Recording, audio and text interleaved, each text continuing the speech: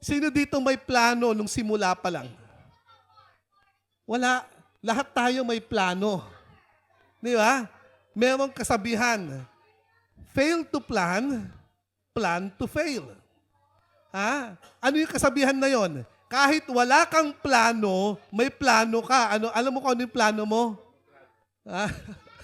Ang plano mo ay failure. Kasi hindi ka nagplano. So, plano mo mag-fail. So, etong kwento na ito, bibigyan ko kayo ng isang maiksing kwento. Si Pablo ang sumulat ng 2/3 ng New Testament. Now, si Pablo ay pinaaresto. At nung pinaaresto siya, sinabi sa kanya, ay binabago mo yung katuruan natin. Binabago mo kasi nga, si Jesus namatay at nabuhay muli. Di ba? Pero ang totoo niyan, pagduktungin mo yung lumang tipan at ang bagong tipan, iisa lang ang kwento. Ha? Ang Panginoon, lumikha ng tao, tingnan mo yung katabi mo, nilikha yan ni Lord. Ha? At nagkasala ang tao, wala nang pag-asa. Hindi mo kayang bayaran ng kasalanan mo. Sino ditong kaya magbayad ng kasalanan? Sabihin ko sa inyo kung magkano yung kasalanan. Gusto mong bayaran kasalanan mo, di ba? Alam mo kung anong kabayaran? Kamatayan. Yeah, yun ang kabayaran. Sabi sa Roma sa 6:23, ang kabayaran ng kasalanan ay kamatayan. So, etong plano na to ay plano ng Panginoon. Plano niyang ikulong si Pablo. Yes. Dahil sinabihan si Pablo na ikaw ay magsasalita sa Roma. Nasa Asia Minor kasi siya. Nasa Jerusalem din siya. Kaso, kinakailangan niyang pumunta sa Roma. Padating niya sa Roma, kinakailangan niyang magsalita patungkol sa Panginoong Jesus. So ito, yun ang plano. Kaya lang, along the way, nakulong siya. Siya ay pinagtangkaang patayin habang nakakulong. Siya ay naglakbay gamit ang isang barko na merong 14 days. Alam niyo yung 14 days? 14 days na merong tinatawag na bagyo. Sino dito binagyo na ng 14 days? Ayun, siya, 14 days. Nawasak yung kanilang sinasakyan. Napunta sila sa isang island. Doon sa island na yon, kinagat siya ng ahas, viper. Namamamatay na sana siya. Kaya lang, pinagpag niya lang ito. At walang nangyari sa kanya. Bakit? May plano si Lord sa kanya. Tanungin mo yung katabi mo, may plano ba si Lord sa'yo? Kasi kung may plano si Lord sa'yo, mangyayari yun. Mangyayari yun. Kung may plano si Lord sa'yo, ibibigay niya ang mahabang, malakas, pinagpalang buhay dahil kailangan kanya sa plano niya. Actually, hindi tayo kailangan ni Lord. Hindi tayo kailangan ni Lord. May plano lang sa'yo si Lord. Kaya nga pinagpala ka. So ito ngayon, dumating na sa Roma si Pablo. Ngayon, ang title ng kwentong ito ay Finishing the Journey with Confidence. Ang pagtatapos ng tinatawag na paglalakbay na merong pagtitiwala. Kanino ka nagtitiwala? Kasi kung depende yon. Kanino ka ba nagtitiwala? Ang pagtitiwala ay ganito. Yung sino dito nanonood ng basketball? Lahat tayo nanonood. Kilala nyo si medyo controversial to, si Michael Jordan tsaka si sabihin natin, sino gusto niyong ilaban kay Michael Jordan? Kahit na sino. Kanino ka magtitiwala? Kay LeBron James o kay Michael Jordan sa dying second? Ganun yun. Depende. Bakit? Kilala ko ba sila? Diba? Hindi. So, kailangan kilalanin mo. So, yun yung idea nito. Merong pagtitiwala. Doon sa kanyang paglalakbay, bibilisan ko lang to, medyo mabilis lang to. Sa paglalakbay, God faithfully completes the journey He begins in our life. Meron bang inumpisahan ang Diyos sa buhay mo? Iniisip mo ngayon, meron bang inumpisahan si Lord sa paglalakbay na ito? At yung paglalakbay na ito, nasa tamang direksyon ba ako? Alam mo, nasa tamang direksyon ka lang kung kasama mo ang Panginoon sa iyong buhay. Kung wala ang Diyos sa buhay mo, akala mo lang nasa tamang direksyon ka. Kasi ganito yan. Ano ang plano ng Diyos? Ang plano ng Diyos ay maging kawangis mo si Jesus. Tingnan mo ngayon katabi mo. Pagbasdan mo, kawangis niya ba si Jesus Christ? Sa pag-uugali, sa lahat ng mga aspeto ng buhay. Ngayon, papunta ka doon. Papunta ka doon sa direksyon na yon. Araw-araw. Hindi yung tuwing Sunday lang pupunta ka. Tapos nakapag-communion ka na, umalis ka na. Parang walang di ba? Saya-saya mo ng Sunday. Pagdating ng Monday, ang ingay ng kapitbahay mo, gusto mong sunugin yung bahay. Parang ganon. Hindi ganon. Ang totoong Kristiyano ay araw-araw. Araw-araw tayo nakasama natin ng Panginoon. Kadikit natin siya. At doon tayo patungo sa direksyon na yon. Yung direksyon na kung saan dadalin ka ng Panginoon. Ngayon, dahil ang tao ay marunong pa sa Panginoon, anong ginagawa? Siya ay gumagawa lahat ng mga kalokohan niya. At yung kalokohan na yon, hindi ka naman pinapahinto Minsan iniisip natin, pinapahinto tayo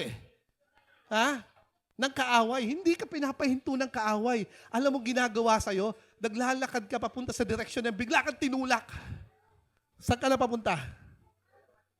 Ibang direksyon na. Ang kailangan mo lang ay isang tulak ng dyablo at wala ka na sa direksyon. Ano yung tulak na yon? Ang tulak na kung saan yung gustong-gusto mo sa buhay, ibibigay sa'yo. Nakukuha niyo ibig ko sabihin? Kaya nga, araw-araw kailangan mo ang Diyos. Araw-araw ikaw ay kasama mo ang Panginoon. At ganito ang sabi sa verse 11, after 3 months, we set sail on a standard ship. Ito na yung sail nila. Verse 12, dumating sila sa Syracuse. Nag-stay sila na 3 araw. And mula doon, pumunta sila sa Rhegium. Ang haba pa ng journey na to. Okay. And then, we found some brothers and sisters and we invited for 7 days pa ulit. And then, alam mo ang nangyari? In verse 14, punta na tayo sa verse 14. Tama yun, verse 14. That is how we came to Rome. Dumating sila sa Rome. Alam nyo, ang journey ni Paul, ang paglalakbay ni Paul ay matindi. Kumusta ang paglalakbay mo sa buhay? Yun ang tanong. Kasi malalim yung kwento dahil tinitingnan dito yung paglalakbay niya na merong plano ang Diyos. Ang plano ng Diyos ay magsalita siya sa Roma. Ang tanong, ano ang plano ni Lord sa'yo? At ano ang humihinto sa'yo upang hindi mo gawin yung plano ni Lord sa'yo? Teka muna, ano bang plano ni Lord sa akin? Kaya nga, naririnig mo. Alam mo ba, hindi aksidente itong nangyayari ngayon na nakaupo ka dyan, pinapakinggan mo yung salita na to, pumunta lang ako dito para yeah. Pero hindi aksidente. Hahabulin at hahabulin ka ni Lord. Si Lord nangahabol. He will pursue you relentlessly. Dahil ang pag-ibig niya ay gayon na lamang. Kaya gagawin at gagawin ng Panginoon ang lahat upang sa ganon ikaw ay mapasa kanya muli. Etong maganda. Buhay ba yung katabi mo? Buhay ba? Buhay? Buhay ba? Buhay yung katabi mo? Meron tayong kasabihan sa Tagalog, habang merong buhay, may pag-asa. Sabihin mo sa katabi mo, may pag-asa ka pa. May pag-asa ka pa. Tandaan natin, ang timing ni Lord ay perfect. Ano yung timing ni Lord? Timing ni Lord na magkita-kita tayo ngayong hapon na ito, July 5. Timing niya to. Timing niya rin na marinig niyo tong salita na to. Bakit? It's really high time na mag-isip-isip patungkol sa buhay natin. Kumusta ang buhay mo? Timing na timing dahil alam mo, ang Panginoon, kung na kay Lord ka, siya ay kumikilos sa'yo, sa buhay mo. Gagamitin ka ng Panginoon. Gagamitin ka ng Panginoon, hindi lamang doon sa pamilya mo, sa kapitbahay mo, sa mga taong wala pa kay Lord. Gusto niya yon. Alam niyo kung bakit? Kasi ang kailangan ng Panginoon ay manampalataya ang bawat tao sa Kanya. Yun ang katotohanan. Minsan, marami tayong iniisip. Alam mo yung iniisip natin? Walang pera. Yun palagi, di ba? Walang pera. Kailangan mo pera pagka magsalita. Hindi naman. Sabi ng Panginoon, kung walang pera, hindi mo kailangan.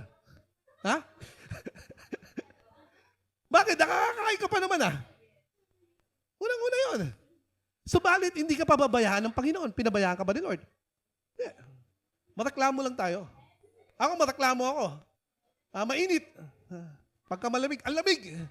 Hindi ko alam kung ano nang ireklamo ko Maraming beses, katulad ni Moses, si Moses, nandoon siya sa burning bush. Yung umaapoy na puno, pero hindi natutupok yung puno. Bigla nagsalita ang Panginoon, sabi niya, Moses, pumunta ka doon kay Pero, sabihin mo sa kanya, to let my people go.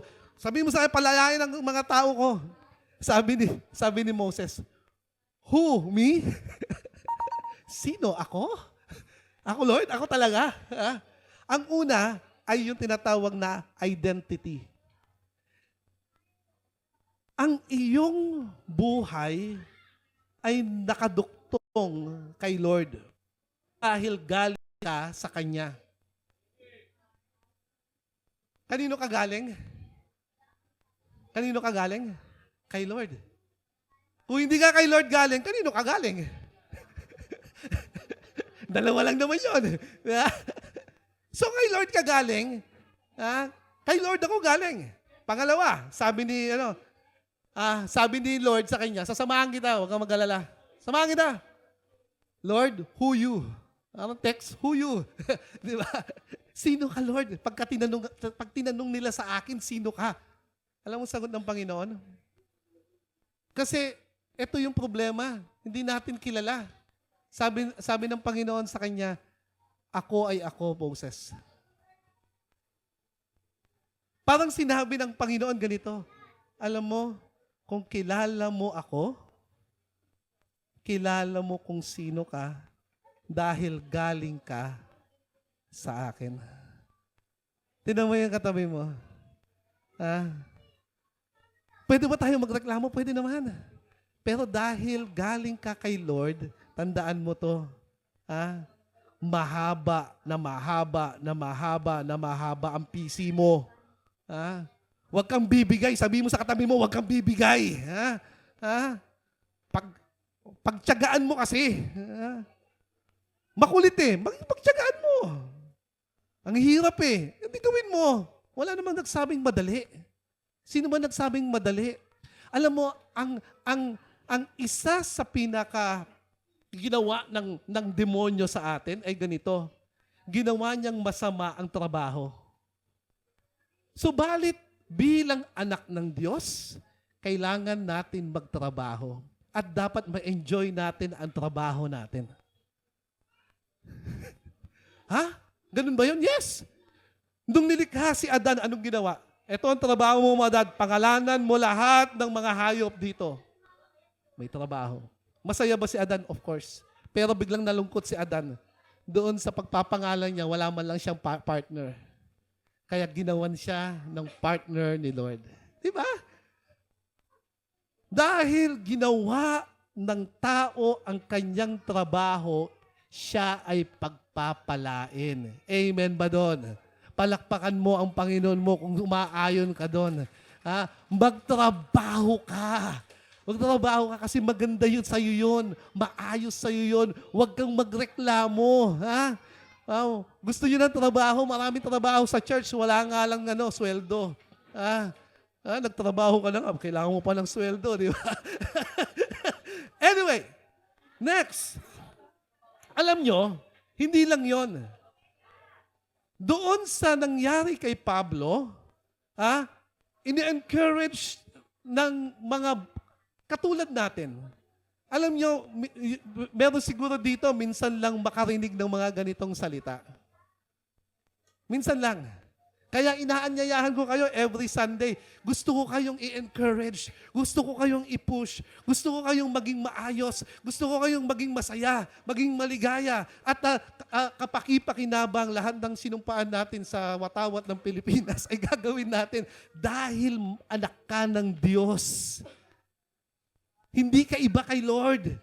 Anak ka ng Diyos. Lumayo tayo dahil tayo ay nagkasala sa Diyos. Lastly, alam mo kung bakit siya pinagpipreach doon sa Rome? Ito yung katotohanan. Pinagpipreach siya sa Rome, hindi para, kinakailangan kong, wala akong kasalanan. Hindi yun. Pinagpipreach siya sa Rome ng ganito, na tanging kay Kristo Jesus lamang matatagpuan ang buhay na walang hanggan. Ano yung buhay na walang hanggan? Tanungin mo yung katabi mo, ilang taon ang gusto mo dito sa lupa?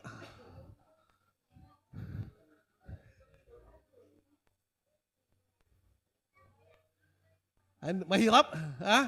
Mahirap? Sabi ni Moses, hanggang 70 to 80 lang daw. Sabi ni Lord, hanggang 120 ka lang. Kaya sabi ko kay Lord, bigay mo nga sa akin yung 120 na ganito pa rin ako. Pero alam mo ang buhay na walang hanggan? Buhay na walang hanggan na hindi tayo lumilipad sa sa ulap pa. Hindi ganoon. Ang buhay na walang hanggan ay tinatawag na bagong lupa at bagong langit. Yun ang buhay na walang hanggan. Anong ibig sabihin nun? Merong tinatawag na buhay. Ibig sabihin, pwede ka pa rin magtrabaho, pero yung trabaho mo ay masaya. Kasama mo si Lord. Ikaw ay, kung gusto mo kung gusto mong mag-travel, sino gusto mag-travel dito? Ito ang usapan, hindi lang Palawan, hindi lang Cebu ang travel. Alam mo kung saan? Sa ibang planeta ang travel. Hindi ko alam. Pero alam mo ang Panginoon, pag binigyan ka ng buhay na walang hanggan, tiyak yun. Paano mangyayari yun? Sino dito ang iniisip, gagawa ko mabuti para mapunta ko sa... Hindi yun. Ang buhay na walang hanggan ay makakamit lamang tangi sa relasyon kay Kristo. It's only through the relationship to our Lord, with our Lord Jesus Christ that we have eternal life. Alam mo kung bakit? Ganito yan. Kaya relasyon, hindi ito sa nagkamali ka at hindi. Dahil kung yun ang usapan, walang sino man ang maliligtas. Naipako siya sa krus. Yun ay kabayaran. Ang buhay niya ay sapat na kabayaran. Bayad na. Namatay siya, inilibing siya. Tama ba? Inilibing siya, nakitang inilibing siya. Sa ikatlong araw, ano nangyari? Nabuhay muli ang ating Panginoong Jesus. At dahil siya ay nabuhay muli, ang buhay natin mula ngayon ay tanging buhay alay sa Kanya. Alay lang sa Kanya. Lord, salamat. Dahil kung sino man ang manampalataya, hindi yung sino gagawa ng mabuti, sino man ang manampalataya sa Kanya, ay magkakaroon ng buhay na walang hanggan. Maraming hindi nakakaalam nito. Alam mo kung bakit? Ibinigay sa atin ng kaaway ang relihiyon. Subalit ang solusyon ay relasyon kay Kristo.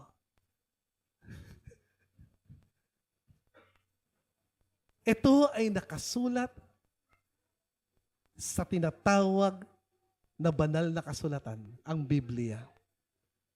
At ang Biblia ang nagsasabi ng katotohanan. Hindi ang iyong tinatawag na emosyon. Iyon. Masaya kasi. Hindi, humingi na ako ng tawad. Okay. Nagkasala ka ulit. Oops. Hindi ganun. Kung may relasyon ang ama sa'yo, nagwawala ka sa labas. Naalala mo yun, yung inuman session, biglang nagwawala. Yung tatay mo, biglang bubuksan yung pinto. Nak, gutom lang yan. Nak, linga na dito, tulog ka na. Antok lang yan. Di ba? Ganon, di ba? Sasara ba ng ama mo yung pinto? Hindi! Hindi niya gagawin yun. Bakit niya gagawin yun?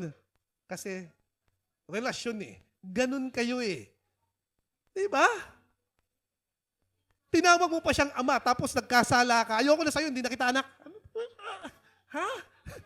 Ano yun? Subalit, ang ama sa langit ang nagsasabing, mahal kita, kasi ikaw ay nanggaling sa akin. God bless you, at tayo ay manalangin. Lord, salamat sa buhay na walang hanggan. Dalangin ko, Panginoon, na ang bawat isa na nakarinig ngayong hapon ay magkaroon ng malalim na conviction na kung saan kayo ang siyang hahanapin araw-araw. Sila, Panginoon, ay magkakaroon ng relasyon sa inyo. At dahil sa relasyon na yan, kayo ang magbibigay sa kanila ng assurance ng tinatawag na kaligtasan. Oh yes, Lord, I pray that you will bless them more and more. In Jesus' name. Amen. Palakpakan natin ang Panginoon.